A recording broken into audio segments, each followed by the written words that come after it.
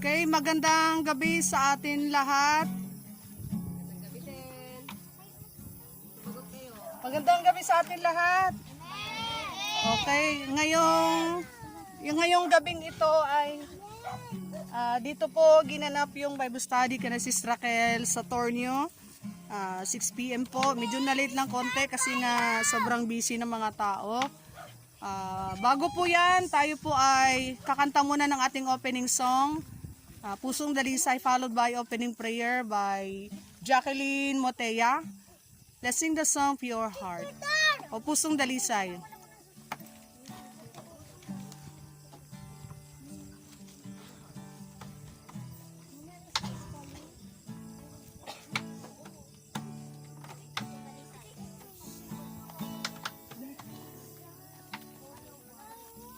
Ang aking nais, nalikhain mo, Diyos, para sa akin. Pusong dalisay, ang aking nais, nalikhain mo, Diyos, para sa akin. Isang pusong tapat na sa'yo'y nagmamahal.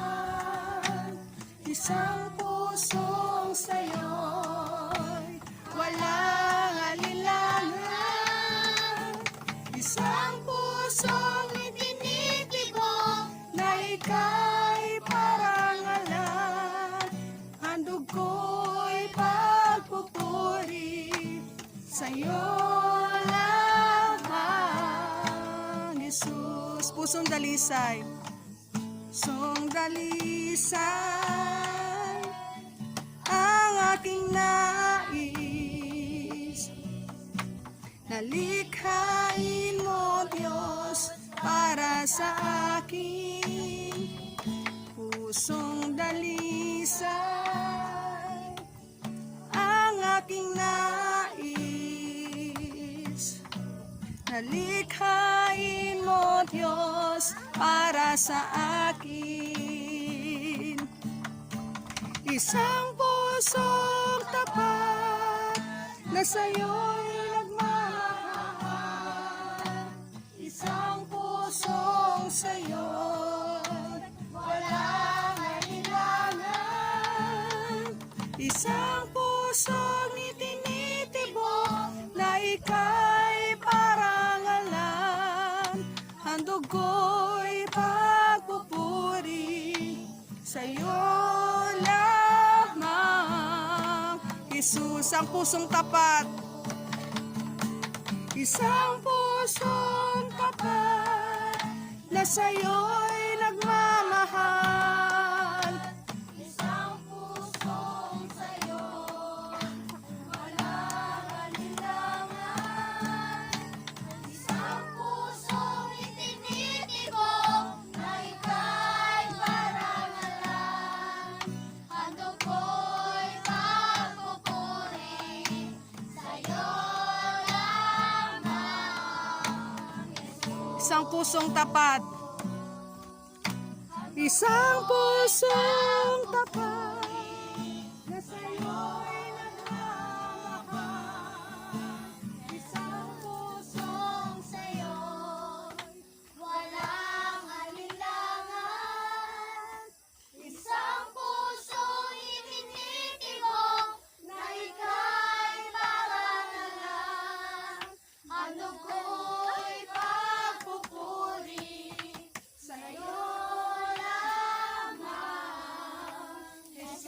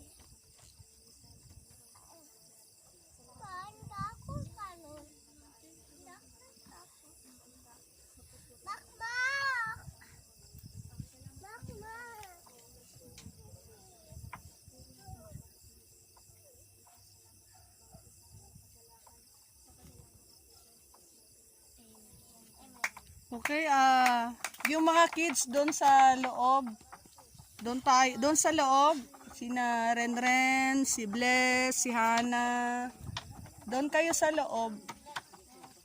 Doon kayo maglaro kayo doon. Okay, si Nico, doon muna kayo sa loob.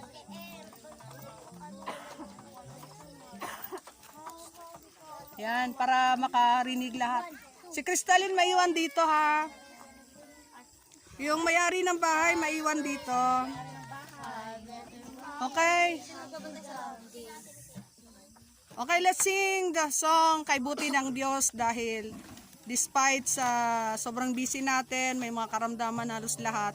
Mabuti pa rin ang Diyos dahil marami pa rin tayo. Amen? Let's sing the song Kay Buti ng Diyos kahit na iba yung boses natin.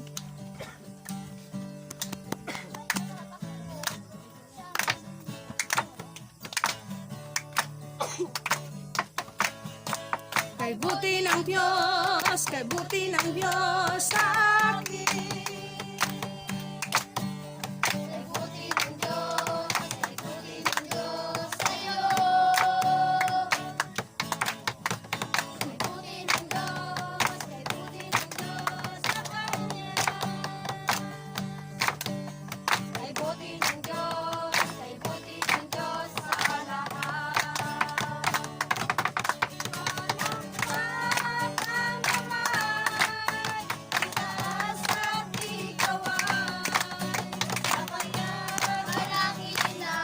Ang dami natin ilang na ang kumakanta. Hayag mo kapatid na kay buti ng Diyos. Kay From the very start, kay buti ng Diyos, louder. Kay buti ng Diyos sa akin. Kay buti ng Diyos, kay buti ng Diyos sa'yo. Kay buti ng Diyos, kay buti ng Diyos sa Kanya. Kay buti ng Diyos, kay buti ng Diyos sa lahat. Palakpak! Di palakpak ang kamay. Itaas at ikaw ay sabayan panangindak at sumayaw saya. Hayag mo kapatid, kay buti ng Diyos, kay buti ng Diyos sa lahat. Ano pa yung partner kay buti ng Diyos?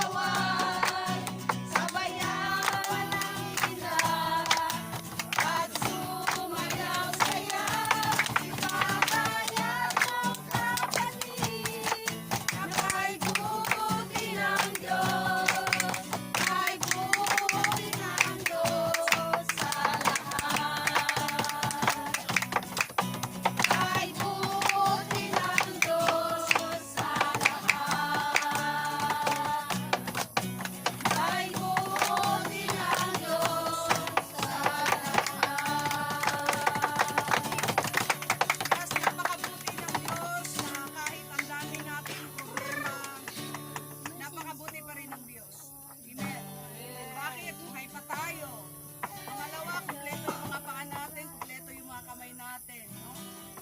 Hindi pa bulag yung ating mga mata, no?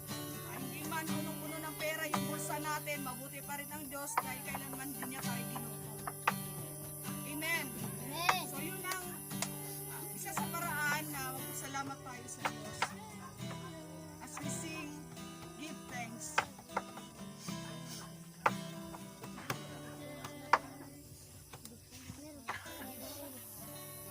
Ay, memorize ko. Yun.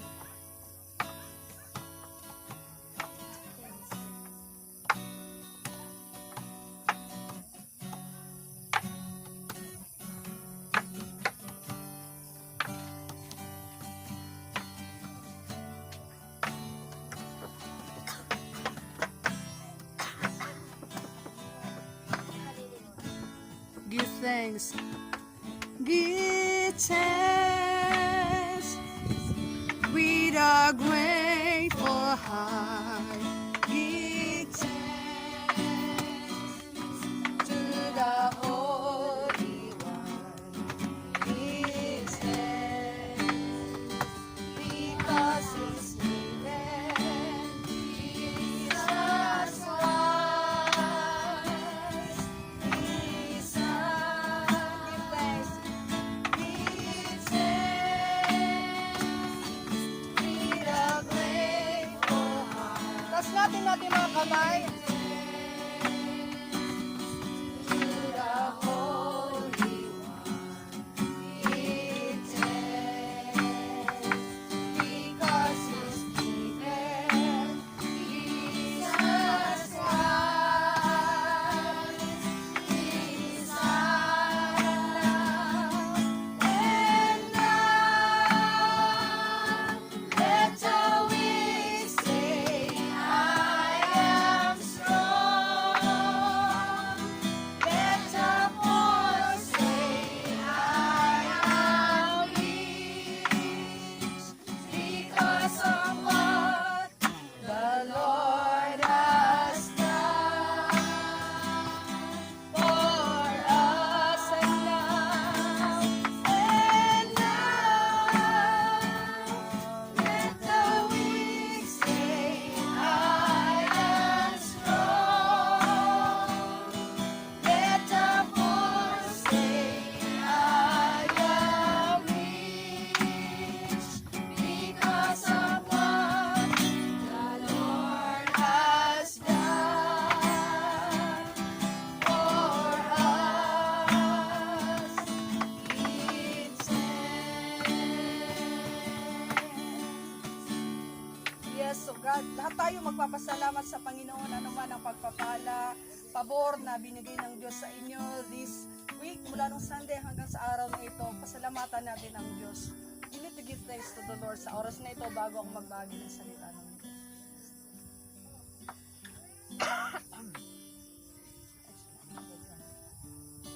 Namod lang nung Sunday hanggang ngayon, Panginoon. Hindi mo kami pinabayaan kahit marami kami nakakabutan sa buhay. Panginoon, kahit ang panahon ay napakainit o gadi o sa aming karamdaman. Salamat pa rin, Panginoon, dahil nandito kami sa gawain na ito. Ilan lang po ang nagre-respond sa calling mo, ilan lang po ang mga dumadalaw sa mga ganitong pagtitipon. Kaya napakapalad po namin, Panginoon, dahil nanalo ka sa buhay namin sa araw na ito, sa oras na ito. Dahil nandito nga po kami, ugad sa Bible study, ugad dito sa pamamahay na si Israel sa Tornio. Salamat, Lord God, na hindi po hadlang yung mga karamdaman namin. Hindi hadlang, Panginoon, anuman ang pinagkakabisihan namin, Panginoon. Hindi hadlang ko anuman yung pagkabalisa ng aming isipan at puso, Panginoon. Mas nanaid pa rin, Panginoon, yung eagerness namin na pumunta sa gawain na ito. Yung iba sa amin ay nanggaling pa sa malayo, Panginoon, gabi na. Pero mas pinili pa rin nilang dumalo sa ganitong pagtitipon dahil makikinig na iyong salita at mananalangin, O God, para sa bawat isa.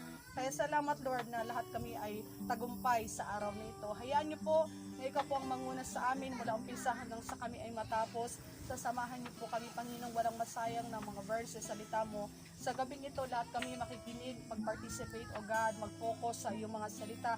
Dahil ito po yung kailangan namin sa aming kaluluwa, Panginoon, para kami ay lumago. Huwag kaming manatiling bonsai o isip bata sa iyong kaharian. Salamat, O God, sa mga ganitong gawain.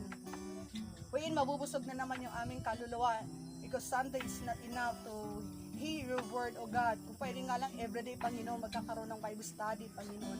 Hindi kami magsasawang makinig na iyong salita. Kung ito man ang kayamanan namin, Panginoon, na hindi kayang nakawin ni man. Kaya, Panginoon, hayaan mo ang mga salita mo, Panginoon, ay tatalima sa puso't isipan namin. Hindi ito makakalimutan at i-apply din namin sa buhay namin. Hindi lang puro pakinig, Panginoon. Salamat at tinanggap mo yung aming mga papurit pagsamba sa gabing ito. All the honor, glory, power, and might be yours forever. In Jesus' mighty name. Amen and amen. Tayo po yung makakaupo na.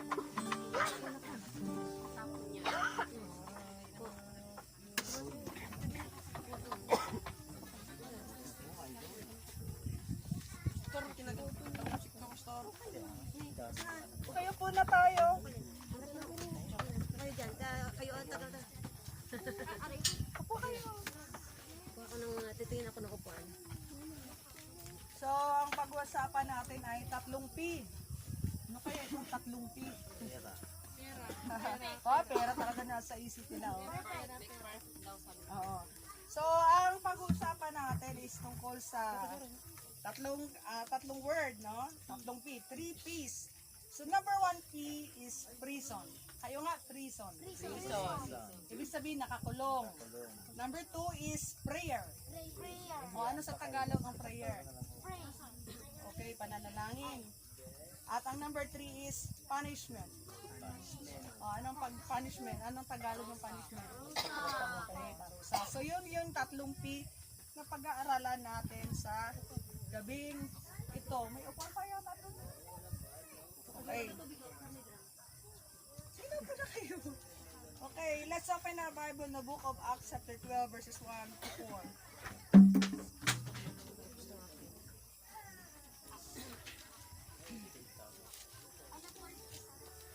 Acts, Gawa, chapter 12 verses 1 to 4. Gawa chapter 12 verses 1 to 4. Na mga panahon ding iyon, sinimulang usigin ni Haring Herodes ang ilang kaanib ng iglesia. Pinapugutan niya sa pamamagitan ng tabak si Santiago na kapatid ni Juan. At nang makita niya ito'y ikinalugod ng mga Hudyo, si Pedro naman ang kanyang ipinadakip. Nangyari ito noong pista ng tinapay na walang pampaalsa. Pagkadakip kay Pedro, siya ikinulong at pinabantayan sa 4 na pangkat ng tiga-4 na kawal. Ang balak ni Herodes ay iharap siya sa bayan pagkatapos ng pista. Kaya ang bida, sa binasa nating verse in Gawa chapter 12 verses 1 to 4 ay si Pedro. Kilala niyo po ba si Pedro? Sino ba si Pedro? Kung kayo ay nakakilala sa kanya, sino ba si Pedro? Mangingisda. Ha? Oh, mangingisda siya. Sino ba siya? Mangingisda. Ano pa? Disciple. Okay, disciple of Jesus or apostle of Jesus Siya ang Christ. nagkalulo. Ay, siya ang tumanggi. Ay, Nagkanulo. Hindi. Siya yung nagkalulo si ano yun. Nagkanulo nga. Hindi yung tumanggi. Nakilala niya. Oo nga, nagkanulo. Si Pedro. So, si Simon Peter o si Pedro ay isa sa mga disciple ni Jesus Christ na even though 3 beses niyang ipinakuin o ipinagkanulo na hindi niya kilala si Jesus, pero alam niyo po ba na pinatawad siya ni Jesus? Amen. Ginawa pa rin siyang leader ng mga disciple. Ilan ulit yung 12 disciple ni Jesus Christ? 12. Sino yung natanggal? Si Sino ang pumalit kay Judas? Oh, ang galing ni EJR ngayon Okay, so si Matias ang pumalit sa kanya. So na kahit 3 beses niyang itinanggi si Jesus na hindi niya kilala, pinatawad siya ng Panginoong Jesus, ginawa pa siyang leader of the 12 disciples. Tandaan natin yan ha. Ang leader ng 12 disciples nung namatay si Jesus ay si Pedro. Yun ang leader ng 12 disciples. So, let's talk about Peter. In Acts or Gawa chapter 12 verses 1 to 4, ito yung mga panahon na nagkaroon ng persecution sa Roman Empire, no? nandoon si King Herodes, no? So si Pedro, dahil sa pangangaral ng salita ng Diyos, inuusig ang mga tagasunod ni Kristo. Buti na lang, hindi pa tayo buhay ng mga panahon na yon. Kaya kung sakali magbuhay pa tayo, baka dinakip na rin tayo ni King Herodes, no? Kami ni Sis Raquel, o di ko si Jacqueline, no? Dahil tayo nagbabagi ng salita ng Diyos. Ganon po kahigpit ang pangangaral ng salita ng Diyos noon, nung buhay pa ang ating Panginoong Hesus. Grabe. No, hindi pwede, bawal magbahagi ng salita ng Diyos, bawal doon na magpagtipon-tipon, bawal kasi nga meron silang sariling doctrine. So ang pinakaunang reliyon noon ay ito yung tinatawag na Orthodox o let me say bagong generation ng Roman Catholic, no? Yun yung reliyon na nag-exist na noon pa man. Pero sa mga panahon na ito, si Pedro is siyempre nakaranas na persecution itong 12 disciples. Isa sa mga bida natin dito si Pedro, siya ay dinakip, no? Pero ang una doon, merong pinatay doon na isang disciple sa binasa ni Jacqueline. Bukod kay Pedro, meron pang naunang disipulo na pinatay sa pamamagitan ng double-edged sword or espada. Sino dito nakakita ng espada? Yung samurai, di ba? May mga samurai dyan, o two-edged sword. Meron yata yun sa mga nagsi-CAT. Di ba? Merong mga espada na dalawa ang talim. Magkabilay talim, so tawag doon espada. May mga espada na iisa lang ang talim, parang itak. Yung itak ni Raquel, yung itak ko doon sa church, yung itak yun, pero isa lang ang talim. Pero itong ginagamit ito is two-edged sword na ginamit kay sino itong disciple na pinatay sa pamamagitan ng espada in front of the people? Tomas Yara. Si Santiago o si anong English ng Santiago? James. Okay, si Santiago or James. Nauna nagdinakip si James, tapos inharap sa mga tao, siya ay pinatay sa pamamagitan ng espada. Tuwang-tuwa ang mga tao nung pinatay si James. So nakita ni King Herodes na parang masaya ang mga tao na pinatay niya si Santiago. Kaya sabi niya, ay isunod ko nga si Pedro. Tuwang-tuwa mga tao, kaya sabi niya, ay papatay pa ako ng isa nga, paparusahan ko pa yung itang disipulo. Kaya pangalawang disciple na ikinulong, walang iba kundi si Pedro. Si Pedro ngayon ay kinulong. So nasa kulungan na siya. So doon sa kulungan, matindi itong si Pedro. Bakit? Ang daming gwardya. Talo niya pa yung presidente, no? Bakit? Si Pedro ay binantayan ng 4 na grupong gwardya. Bawat grupo, 4 na grupo ha, 4. Bawat grupo may 4 na gwardya. Ilan lahat ang gwardya? Ha? 4 na gwardya. Sa bawat gwardya may 4 na grupo. 16. May 4 na pangkat. May 4 na grupo. Bawat grupo composed of 4 soldiers. Ilan lahat? 16. Mga mathematician dyan. 4 times 4. Oh. 16. 16. 4 times 4, 16. Okay. 4 na grupo, bawat grupo may 4 na sundalo. So 4 times 4 is 16. O di ba talo pa niya presidente? Siya ay disciple lang, di naman mayaman si Pedro, pero dahil niya pang presidente, 16 soldiers ang bantay niya. Tapos nakakadena pa yung kamay niya. Sa tingin niyo, bakit kaya ganun? Inyong own idea, bakit ganun kadami ang soldiers? At tapos nakakadena pa siya. Ha? Bakit ganun na lang ang pagbabantay nila kay Pedro? Sa tingin niyo, mag-isip kayo, bakit kaya ganun? Dahil may kapit po kayo. Kapit? Pananampalataya. Kaya siya binantayan ng 16. Ano pa? Meron akong gustong marinig eh. Pwede naman isa lang. Nakakadena na nga siya. Bakit kailangan pag 16 soldiers? Kasi Any malakas siya. idea? Bible study ito. Kailangan Kasi magsalita. malakas siya. Ha? Kasi malakas. Parang si Armstrong? Parang siya si Samson. Tungtungan nyo na lang yung sinabi ni Claire. May pananampalataya. Sa lakas nga po ng pananampalataya niya kasi mapaghimala po. Kasi mahal niya si Lord. Ulit. Mapaghimala po si Pedro Si Jesus. sa buhay niya. Mapaghimala si? Si Jesus. Hindi si Pedro. Si Jesus. Hindi naghihimala si Pedro. Oo. Diba? Yun nga po, Isa lang naman. Hindi naman sundalo si Peter eh. Mangingisda nga lang. Dapat isang gwardiya lang. Nakakadena na nga siya. May bantay pang 4 na grupo. 16 soldiers ang magbabantay sa kanya lang. Bakit kaya ganun na lang sila magbantay kay Pedro? Ano bang meron kay Pedro? Kasi yun nga po, dahil sa kanyang pananampalataya, lahat po ng isipin, parang isipin niya is mangyayari po. Parang ganun po. Sinabi na ni, ano yung sa Claire? Dahil sa pananampalataya na. Dahil po sa pananampalataya. Okay, kay Raquel ano yon? Dahil? Dahil, Kung ano, sa kanya isipin, ano pa? Dahil sa paniniwala niya sa O salita. pananampalataya. Ano ng palataya, ano pa? Meron akong gusto marinig eh. Opo, ha? May tiwala din po si Herodes kay Jesus po kaya natatakot po kay Pedro. Okay, kaya ganun na lang kadami ang bantay ni Pedro. Kasi alam nila na ang Diyos ni Pedro ay powerful. Kaya ganun na lang ang pagbabantay nila. No, hindi lang iisang soldiers. Kaya kasi naniniwala sila na itong Pedro ito, marami nang himalang ginawa ito eh. Bumbubuhay ng patay, nagpapagaling ng may sakit, yung mga bulag, nakakakita, yung mga lumpo, di ba? Naalala nyo? Kung isi-search nyo yung history ni Pedro, marami po siyang pinagaling ng mga tao, naghihimala po siya doon. Kaya alam ng mga soldiers at saka singhero na ito si Pedro ito, may kakaibang kapangyarihan or anointing na meron sa kanya, kaya ganun na lang ang paglalagay nila ng mga bantay sarado in short si Pedro. Nakuha na ninyo? Amen. It's not because of pananampalatay, it's because of the powerful God that He had. Amen. So yun ang dahilan kung bakit sobrang dami ng bantay ni Pedro. Kaya nung gabing na yon, bukas kasi kinulong si Pedro.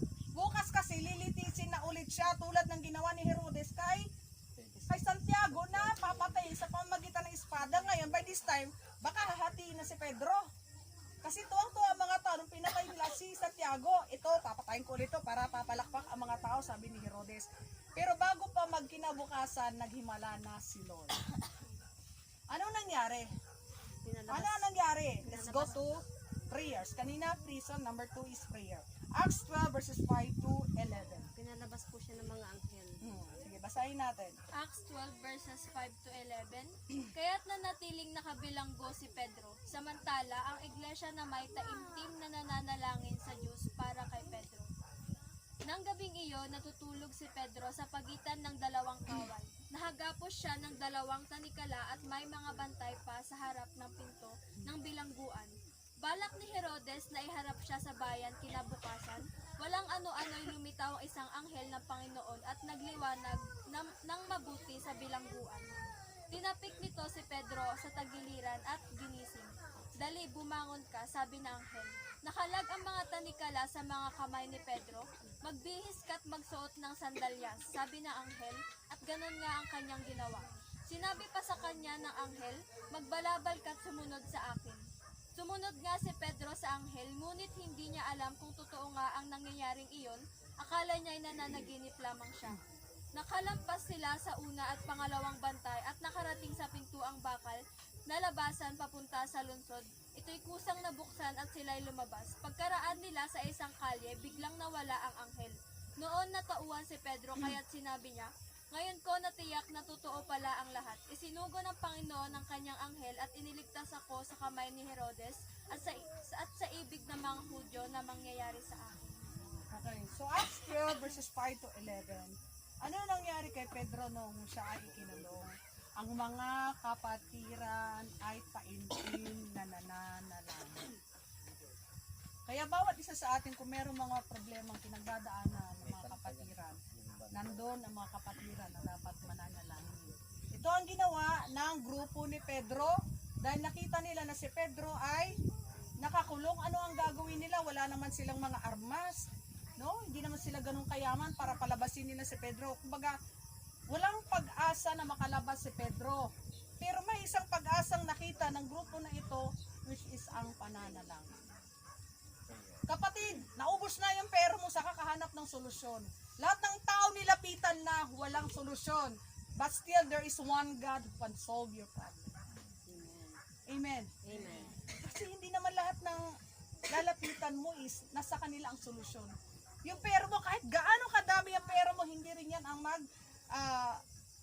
magsusolve ng iyong problema kasi nga hindi natin kayang bilhin lahat sa pamamagitan ng pera. Ang tanging solusyon na pwede natin lapitan is walang iba kundi ang Panginoon. Kaya yun ang ginawa ng kapatiran, earnestly pray for Peter. Taimtim na nananalangin kay Pedro. They're not praying for their own self. Ang prayer nila ay hindi makasarili. They did not pray for themselves. Lord, bigyan mo kami ng pagkain, bigyan mo kami ng pera dahil dami kong utang, kailangan kong bayaran. Lord, kailangan makapasa itong pamilya ko, itong mga anak ko. Hindi. They're praying for someone. Kasi minsan sa atin, masyado tayo makasarili. Pag nananalangin, lagi natin isipin, give me Lord, gusto ko to, gusto ko to, gusto ko to. But we don't remember anyone na mayroon pala mas matinding pangangailangan. Try to imagine, no? Maaring tayo itong mga taong makasarili. Lagi sarili lang nakasentro, yung isipan mo, yung mata mo nakasentro lang lagi sa sarili mo. Hindi mo man lang maipanalangin yung kapatiran, no? Nakikita mo ang daming mga problema. Di man lang natin maalala sila, we don't include them in our prayer. Puro na lang sa'yo, give me Lord, give me, give me, give me, give me, give me. Ganun ba tayo manalangin? Our second topic for tonight is about prayer. Pero ang kapatiran, they're not praying for their own self, but they're praying for Peter. Amen. They cried out aloud for Peter. At dahil sa taimtim na panalangin ng mga kapatiran, naghimala ang Diyos. Number 1 na himala ay nagpadala siya ng, anong pinadala ng Panginoong Jesus kay Pedro? Anghel. So sino dito ang hindi pa naniniwala sa anghel? Lahat ba dito naniniwala sa anghel? Amen. Do you believe that each one of us has an guardian angel? Amen. Bawat isa sa atin mayroong naka-assign na guardian angel. Yun ang dahilan kung bakit gusto na malapit ka ng mag-asala, may nag-uudyok sa'yo, oy, wag yan, anak, masama yan. Pastor, Anak, wag dyan. Magsimba ka, wag kang maglagi dyan sa labas. Anak. may tanong po ako. Hmm. Totoo ba na kapag nag-edad na ng 20 pataas, is wala na raw yung guardian angel? Saan sa Bible? Saan verse? Yun po yung kasi yung, parang yun po yung narinig Wala, ko sino sa mga magsabi? tao. Dati. Dati. Hindi ka pa sinilang, meron ng anghel sa langit. Pag matanda na daw, pag tumanda na daw, wala na daw ang wala na yung guardian Hanggang sa angel. mawala ka sa mundong ito, ang anghel ang hindi nawawala dahil they are the first, sila yung mga unang nilikha ng Diyos. Hanggang sa end of the world, present ang anghel. Kaya kahit wala pang tao, anghel nandyan na. Then how ka mawawala ang anghel? Sabagay. Kaya nga pag minsan ma-aksidente ka, parang Oo. meron So siya. all of us believe in angels. So lagi nating tatandaan, meron tayong mga guardian angels. Millions of millions. Kung gaano kadami ang tao sa mundo, masigit pa kadami ang anghel na nilikha ng Diyos. Try to imagine, 2/3 ang naiwan sa langit at 1/3 ang nandito sa mundo ito. Bago pa nilikha ng Diyos ang mga tao, present na ang anghel. Millions, thousands of angels lang hindi natin nakikita. Kaya hindi lang tayo ang nandito, mayroong ibang mundo. This is the invisible world. That's why we need to fight for them in spirit and in truth dahil may isang mundo na hindi natin nakikita. Anong mundong ito? It is the world of good and evil. No? In good, sino ang mga namumuno sa mga good dito sa mabuting kingdom? The kingdom of the good. Mga anghel ng Panginoon Jesus. The kingdom of evil is no other than Satan. Kaya may dalawang puwersa na kalaban natin. Ay isa lang, si Satan lang. Yung isang puwersa, kaanib natin yun. No? Sila yung kakampi natin ng mga anghel. Kaya magtataka ka, bakit meron kang naririnig, meron kang nakikita. Kasi nga, hindi lang ikaw ang nakatira sa mundo ito. Meron pang invisible world. That's why you need to fight a good fight of faith na ang kalaban natin hindi nakikita. Intindihan ba natin? Amen. Kalaban natin hindi nakikita, kaya we need to fight a good fight of faith. Kailangan nasa yung banal na espiritu. Dahil ang banal na espiritu, siya yung nakakakita, nakaka-discern ng mga bagay, hindi nakikita. That's why if you don't have the Holy Spirit, matatalo ka ng invisible world na ito, which is ang namumuno, are the demons and devils of this world. Amen. Amen. So number 1 is, nagpadala ang Diyos ng anghel. So ang anghel na ito, talagang mababait ng mga anghel. Bakit? Tulog si Pedro. Tulog na nakakadena, maaaring nakaupo. Sino nakaranas na matulog, magdamag na nakaupo? Na-try nyo na? Di ba sumasakit ang ano niya likuran? O si Pedro nakakadena pa, no? Nakakadena si Pedro na nakatulog. Pero ang anghel na ito ay tinapik. Ang anghel may kapangyarihan eh. Pwede naman yung ganyan ni si Pedro magigising na. Pero bakit ang ginawa ng anghel? Jacqueline. Gising na. Gising na. Tinapik ng anghel. So, itong anghel na ito masipag. Hindi siya yung magician na tulad ng inisip na gising. Gising. Tayo. May kapangyarihan ng anghel eh. Pero hindi niya ginamit yung kanyang kapangyarihan eh. Parang normal lang na taong ginawa niya. So, sabi dito, tinapik. Jack, gising na, bangon na. Tapos ang sabi pa ng anghel, pwede naman yung i-magic na lang din yung magsuot ka ng sandalyas. Pwede naman kusa na lang magsuot yung sandalyas, no? Pero sabi niya magsuot ka. Itong anghel na ito, hindi siya parang katulong na isusuot niya. Siya ay nagdidikta lang sa'yo, pero you need to do it yourself. Kaya wag nating isipin, minsan kasi sa atin, ginagawa natin katulong ang mga anghel, minsan naminado tayo. Anghel, pwede mo bang dalhin dito yung gano'n? Pero itong anghel na ito, napakasipag. Tinapik niya si Jacqueline, tapos sinabi niya pa, pagsuot ka ng sandalyas. Clint, pagsuot ka ng sandalyas mo, Clint. Pwede naman yung kunin yung sandalyas at isuot eh. Pero sabi niya, Clint, do it yourself, magsuot ka ng sandalyas. Kasi alam ng anghel, natatakbo si Clint. Lalayas sila dun sa kulungan eh. Pinasuot niya si Clint ng sandalyas at magbihis ka. Maaring nakahubad si Clint. Clint, magbihis ka. Pwede naman niyang isuot na lang kay Clint, di ba? Kasi isipin mo, nakakulong, pagod. Siguro walang kinain, no? Exhausted, pagod, no? Depressed, frustrated si Clint. Anong ginawa ng anghel na ito? Sinabi pa niya, Clint, magbihis ka. Magbihis ka. Tapos sabi niya, magbalabal ka kasi malamig. Maaring winter season sa panahon na ito. Magbalabal ka, yung coat. Magbalabal ka kasi nga, lalabas sila doon sa empire. Palabas doon sa kampo. Kailangan ilabas. So, akala ni Pedro na nanaginip siya. Sunod-sunura lang siya. Kung ano sinabi ng anghel, sunod-sunura lang siya. Siguro sa atin, kung tayo siguro yung si Pedro, ikaw ba yan? Sigurado ka? Baka mamamatay tayo, barilin tayo ng gwardiya. Si Pedro, hindi nag-aalilangan, sumunod sa anghel. Oh. Tayo siguro, pag tinapik tayo, kamaingay, magigising ang gwardiya. Sigurado ka, patay tayo dito. Pero si Pedro, hindi siya nag-aalilangan, sinunod niya yung utos ng anghel. Nakuha nyo? Magbalabal ka, magbihis ka, magsandalyas ka, sunod-sunuran lang si... Akala nga niya, nananaginip siya, hindi niya alam, totoo na ang nangyari. Kaya dito, sabi niya, God moved miraculously. Nung nakalabas na sila, malapit sa gate, ang gate ay kusang nagbukas. Yun na yung time na gumamit ang anghel ng kapangyarihan. Amen. Pwede bang magbukas ang gate nang walang tao? Pero dalawa silang tumakbo ni Pedro. At nung malapit na sila sa gate, kusang nagbukas ang gate, doon na ginamit ng anghel ang kanyang kapangyarihan. Na nabuksan ang gate, and then sila ay dalawa na naglalakad. Tapos si Pedro, akala niya pa rin na nanaginip siya. Nung nawala na ang anghel, doon niya na-realize, totoo pala ang mga nangyayari.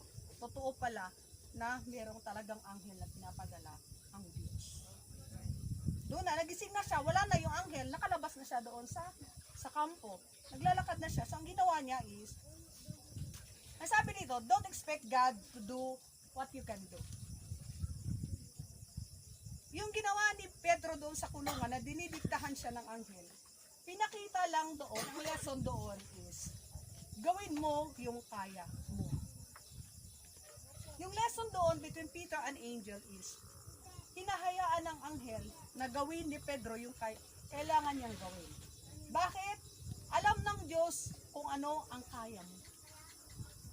Hanggat kaya mo yung problema na yan, hinahayaan ka ng Diyos na kumilos. At pag hindi mo na kaya, saka ka ngayon tutulungan ni Lord. Kasi sa atin kasi ng mga anak ng Diyos, mga Kristiyano, lahat na lang pinapaubayan natin sa Diyos. Diba sabi doon, nasa taong gawa, nasa Diyos ang awa. Hindi na tayo kikilos kasi nga inisip natin makapangyarihan naman ang Diyos, bahala na si Lord. Bahala na si Lord kung may ginagawa ka.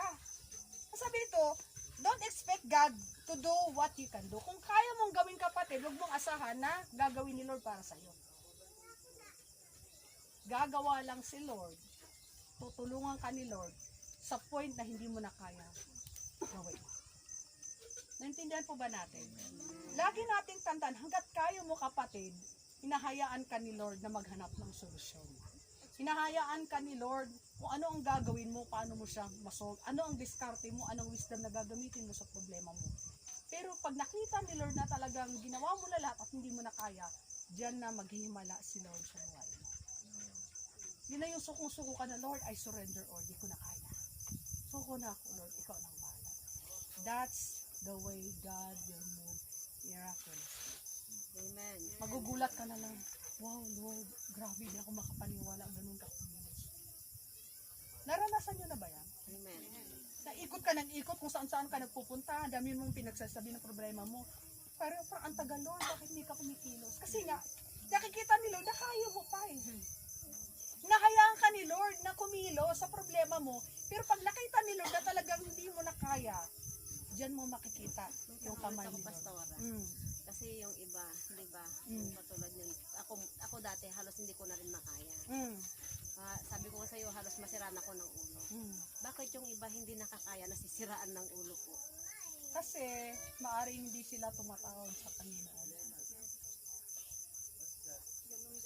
Oo. Kaya expect, pag once na may Kristo ka sa puso, alam mo kung saan mo sasabihin ang problema mo. Nasabi mo na sa mga kaibigan mo, ang dami mo nang pinuntahan. But there's one God waiting for you. Kaya sila nagkakaganon dahil there's no wisdom in them. Feel nila hopeless sila. Nakakalimutan nila na nandyan si Lord na handang sumuporta, handang tumulong. Umiyak ako na umiyak. Grabe. Nakalimutan nila na si Lord nandyan lang. Amen. At huwag naman nating hayaan na maging ganun tayo na mabaliw tayo o mag-suicide tayo. Laging natin tatandaan, kasama pa rin natin si Lord. Nandyan lang siya. Nga po, marami nagsisuicide. Oh, our God is just a prayer away.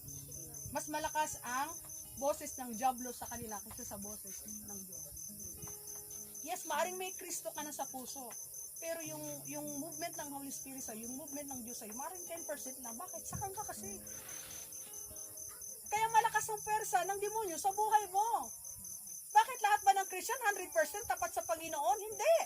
May mga Christian sa nguso pero hindi sa puso. Kaya minsan nagdadao tayo, di ba Christian yun? Nagsisabi nyo, bakit ganon? Question is, are you 100% faithful to God? Oh. Kaya hindi lahat ng Kristiyano tapat. Merong 10% tapat, 20%. Depende kasi yung sa status ng ating pananampalataya. Yung mga mahinang pananampalataya, yun yung laging target ng demonyo. Sabi mo sa katabi mo, hindi ikaw yun. Malakas ako. Kayo mga laging natatalo, yun yung mahinang pananampalataya. Madaling tumalikod sa Panginoon, nakatikim na ng pagpapala, ilang beses nang dininig ang kanyang prayer, isang beses lang siya hindi dininig ni Lord, tumalikod na sa Panginoon. Tawag doon, salawahan. Sakang. Kasi gusto kasi natin, lahat ng prayer natin, binibigay ni Lord. Di natin naalala na ang sagot ng Diyos, yes, no, way. Gusto kasi natin always yes. Pray ka rin nila. Ganun po yun. Mm. Pag-pray mo yung iba na kailangan. Para sa susunod, ikaw din yung pagpapray. Mm. Nakakalimutan natin ang sagot ng Diyos, tatlo. Ang no ba, hindi ba sagot? Sagot. Maari ang sagot ng Diyos, yes, no, way. Kaya tayo nadidepress, frustrated kasi gusto natin laging yes ang sagot ng Diyos. Hindi na pwede. Kasi yung kung ibibigay niya sa'yo, baka lumayo ka sa Kanya, baka hindi mo kaya, baka mabaliw ka. Kaya ang binibigay ni Lord sa'yo, yung kaya mong pamahalaan. That's why if you can be trusted in small things, you can be trusted in bigger things. Kung sa maliit na pagpapala, kaya mong i-handle, bibigyan ka ni Lord ng malaki. Kaya ka hindi binibigyan ng pagpapalang malaki kasi sa maliit na portion, hindi mo kayang pamahalaan. You are not a good steward. Kaya huwag tayong magtapos sa Diyos. Bakit hindi niya binibigay? Check yourself. Amen. Amen. God is not magician. Lagi nating tatandaan si Lord ay hindi siya magician. Nagano, may pera agad. magaling ka na. Tuwing may bahay ka na. Tuwing may kotse ka na. Ganon kasi ang tingin natin sa Panginoon, hindi ganon si Lord, hindi siya magician. No? Hindi siya magician. Kumikilos siya in a mysterious way. God is working even if we do not see. Alam niyo yung kantang Waymaker? Oh, alam mo yung Waymaker? Even if I don't see you, you're working. Even if I don't feel you, you're working. Ano yung chorus, Janice? You never stop, you never stop working. Kahit tulog ka, kumikilos ang Diyos. Wherever you go, God is working. Kahit minsan di mo siya nararamdaman, but still God is working. Nakakala mo wala si Lord, but still God is working. Amen. Akala mo lang yun. Akala mo lang, but still God is working in your life. Amen. Number 3, punishment. Dahil sa ginawa ni Herodes, nagalit ang Diyos. Di ba si Herodes ang pumatay kay Santiago sa pamamagitan ng espada? Si Herodes din ang nagpakulong kay Pedro. Dahil nga nakatakas si Pedro, siya ay lumipat sa Judea at hindi na bumalik. No, sa Judea ay nagtalumpati o nagkaroon ng speech si Herodes. Binigyan siya ng punishment ng Diyos. No? In Acts 12:18-24, makinig tayo kung ano itong punishment ng Diyos kay Herodes. Herodes is a king. Gawa chapter 12 verses 18 to 24. 24. Kinaumagahan, gulong-gulo ang mga kawal dahil sa pagkawala ni Pedro at hindi nila alam kung ano ang nangyari sa kanya. Ipinahanap ni Herodes si Pedro at nang hindi matagpuan ay pinasiyasat ang mga bantay at pinapatay. Pagkatapos, umalis si Herodes sa Judea, pumunta sa Cesarea at nanatili roon. Matagal nang galit si Herodes sa mga taga-Tero at mga taga-Sidon, kaya't napagkasundoan ng mga taga-Tero at taga-Sidon na lumapit sa kanya upang makipagkasundo sapagkat sa lupain ng hari nang gagaling ang kinabubuhay ng kanilang bayan. Nakiusap sila kay Blasto, ang mayordomo ng hari, upang sila'y samahan. Pagsabit ng takdang araw, si Herodes ay nagsuot ng damit hari, umupo sa trono at nagtalumpati. Sumigaw ang bayan, isang Diyos ang nagsasalita, hindi tao. At noon din na may hinampas ng isang anghel ang Panginoon si Herodes, sapagkat inaangkin niya ang karangalan na nauukol sa Diyos at siya'y kinain ng mga uod hanggang sa mamatay. Samantala, lumalaganap naman ang salita ng Diyos at lalong dumarami ang mga mananampalataya. Okay, in Acts 12 verses 18-24, don't you know na ang Diyos din, kaya din niyang sumumpa ng isang tao. Yun ang nangyari kay King Herod. Nung siya ay nag-speech, nagsalita sa stage, pinapalakpakan siya ng mga tao. Hindi tao nagsalita, kundi ang Diyos. Nakakalimutan ng mga tao na isa lang ang Diyos. Ginawa nilang Diyos si Herodes. At itong si Herodes, di man lang niya binigay yung kaluwalhatian sa Diyos. To God be the glory, dapat gano'n. Tuwang-tuwa siya, ha? Dinidiyos ako ng mga tao. Tuwang-tuwa siya. Kaya nakita ng Diyos yun, pinagpadala na ang hinampas siya. Si Herodes ay kinain ng uod hanggang siya ay namatay. Sinumpa siya ng Diyos. Kaya sa atin, ano ang lesson na makukuha natin kay King Herodes? Tao lang tayo, nakikita tayo ng Diyos. Kung ano man ang status ng buhay mo ngayon, kung ikaw man ay pinagpala, ikaw man ay pinaburan, maganda ang status mo ngayon, you should give God the glory. You need to give thanks unto the Lord. Bakit? Kung di sa kalakasan mo, wala ka sa ginaroroonan mo. Kung wala yung talino na binigay ng Diyos sa iyo, wala ka ngayon sa kinaroroonan mo. Kaya dapat kang magpasalamat sa Panginoon na siyang may bigay ng lahat.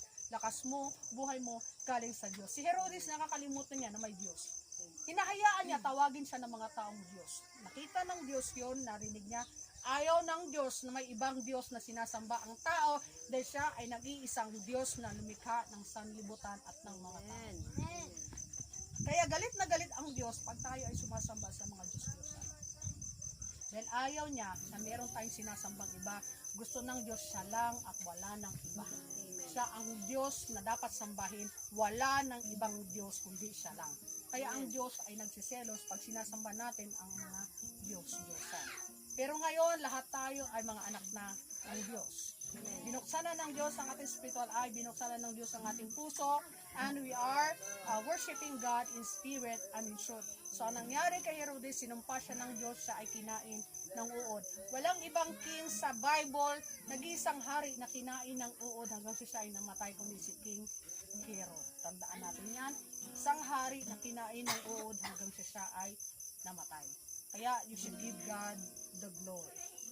So, our topic this evening is about prison, about prayers and punishment. I pray and I hope na meron tayong natutunan kahit sa simpleng mensahe natin sa gabi ito or Bible study. Always give God the glory. Have time to pray. And then, sa gabing ito, tayo ay mananalangin. Gusto ko kong ipa-indicate po sa prayer pastora. Kasi yung kapatid ko nasa Taiwan. Anong pangalan? Connie po. Connie. Manlangit. Oo. Siyempre ngayon nag-ano, yung ano tawag doon? Lindol? Lindol na Oo. Lindol po. Kasama sila doon? Andun po siya sa Howlien. Howlien ba yun? Oo. Andun po siya sa Howlien. Ano siya ng post siya ng post kanina na ano. Sabi niya, Affected sila? napapaihi na ako sa... Affected sila? Opo. Napapaihi na ako sa Connie kanila. Manlangit. Opo. Connie Manlangit. So, pray natin yan. Okay, so, hanap kayo ng partner nyo this time. Hanap kayo ng partner nyo. Tapos, yung partner mo, tanungin ko ano yung prayer request niya. Ikaw manalangin sa kanya. Ikaw naman, ipapanalangin mo yung partner mo. Tinabang ako din, pag-pray na ko. Pag-pray ko yung overall. So, hanap na kayo ng partner nyo. Tayo. May partner na? Pastor. Sino walang partner? Kayo, dapat magkaiba kayo. Mag-partner yung ano to, dalawa. Doon ka. Para iba. Len. Reshuffle. Maganda yun. Si Prince. Ganyan. So, sino pa may walang partner? Ganyan. Para ano, hindi mo Huwag na naman siya kayo. Kayo? Si Makaila, sino partner mo? Sa Sino kabantay siya partner sa mo? Ay, nandito na yung binabanda. wala ka partner? Ay, okay na kayo partner? Okay. Basta maghiwalay sa Okay lang. Okay lang doon. Okay, so start praying now habang ang organ natin ay nagbabackground. Ako naman ay mananalangin overall din para sa kapatid. So, tanungin nyo na yung partner nyo kung anong prayer nila.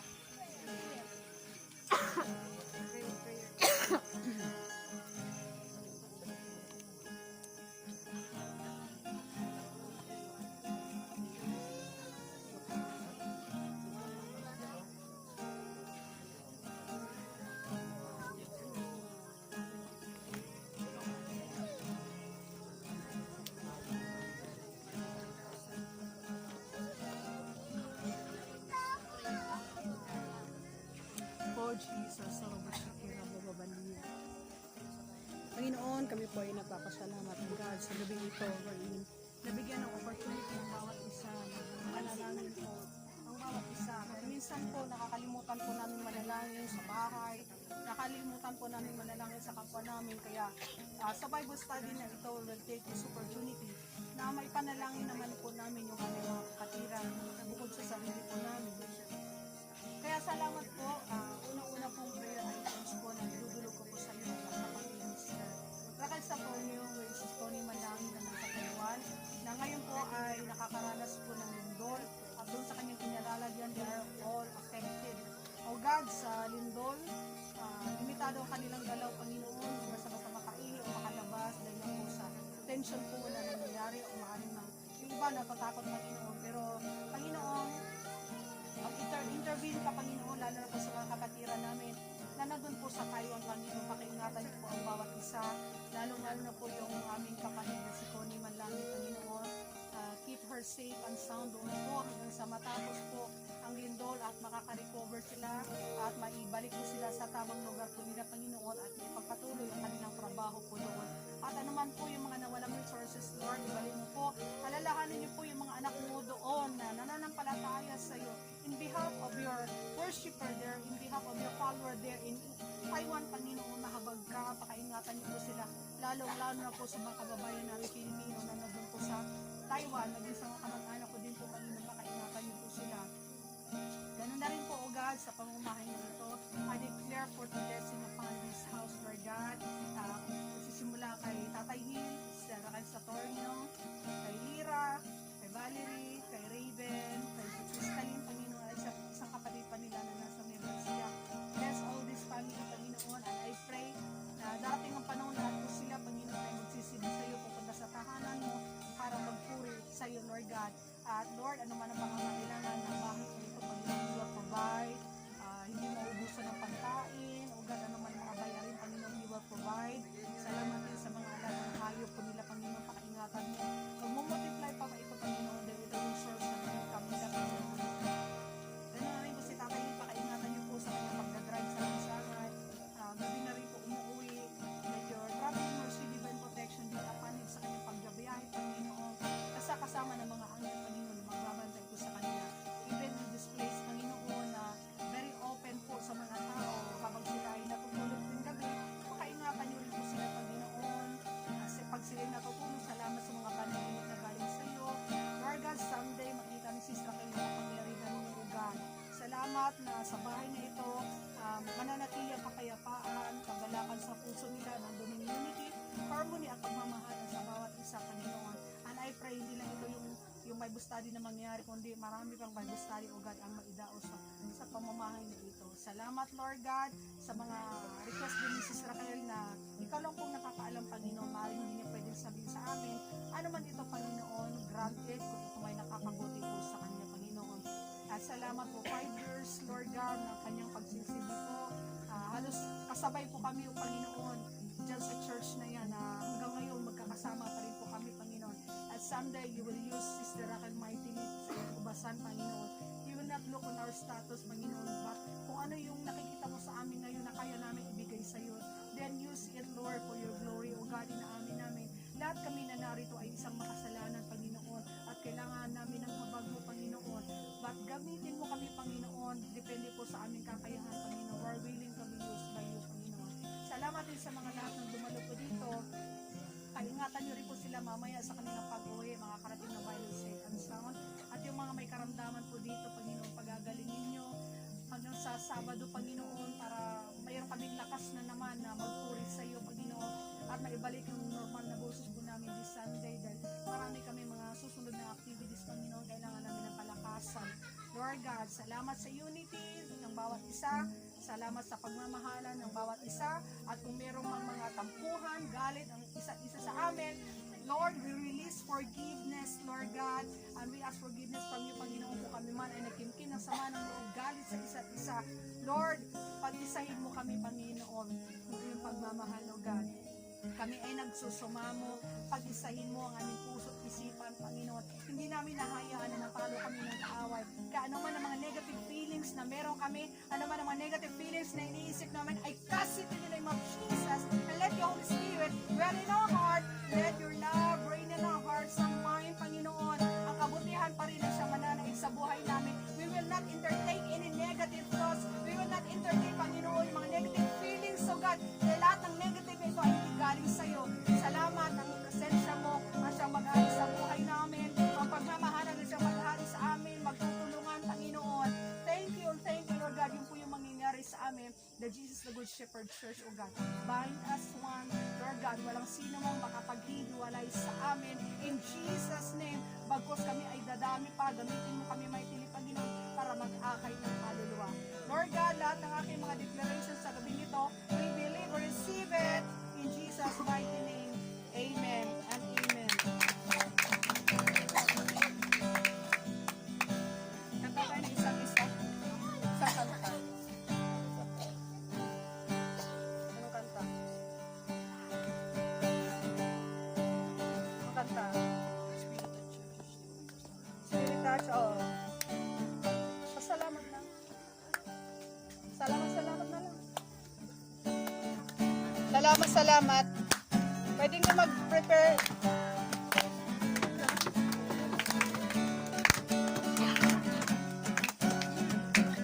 Dito sa talikod, di ko alam po. Kung aking mamasdan, kalawakan, di ko maunawaan ang iyong dahilan kung bakit ako inilimot inala.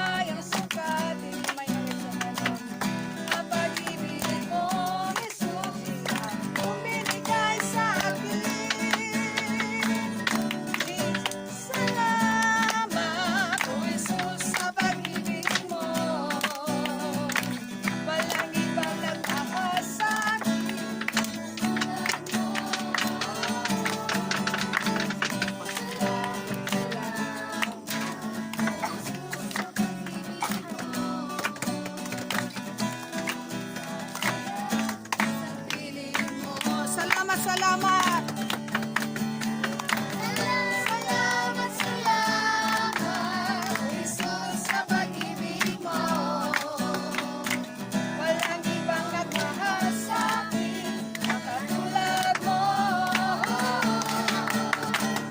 Salamat, salamat, Jesus, sa pag-ibig mo. Ako'y magsasaya sa piling mo.